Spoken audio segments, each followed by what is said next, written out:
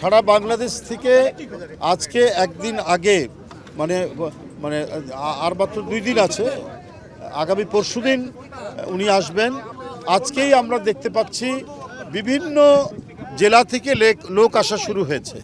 তো সুতরাং 25 তারিখে এখানে মানে মানুষের মহামিলন এবং মহামেলায় পরিণত হবে, এই ব্যাপারে আমরা নিশ্চিত।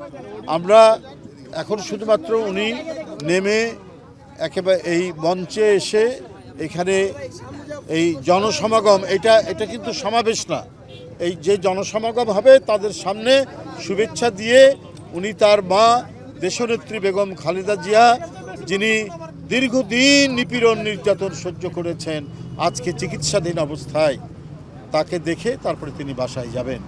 তো সেই পর্যন্ত আমি মনে করি বাসায় যাওয়া পর্যন্ত রাস্তার 2 ধারে অসংখ্য মানুষ, লক্ষ লক্ষ মানুষ, আমি তো মনে করি যে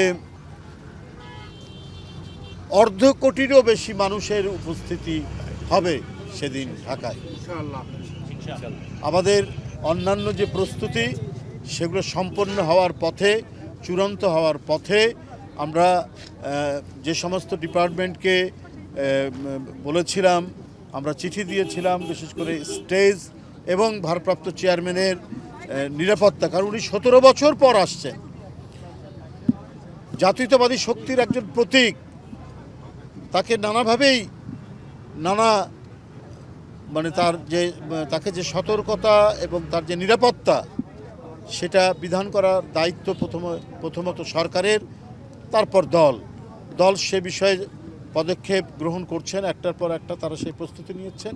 আমি আশা করি সরকারও সেটা নিচ্ছেন, যেটা আমরা এখানে তার কিছু উদাহরণ আমরা এখানে পাচ্ছি, দৃষ্টান্ত আমরা পাচ্ছি। তো সব মিলিয়েই আগামী পরশুদিনের বিএনপির ভারপ্রাপ্ত চেয়ারম্যান জনাব তারেক রহমানের স্বদেশ প্রত্যাবর্তন শান্তিপূর্ণ এবং জনতার অসংখ্য জনতার শুভেচ্ছায় সিক্ত হবেন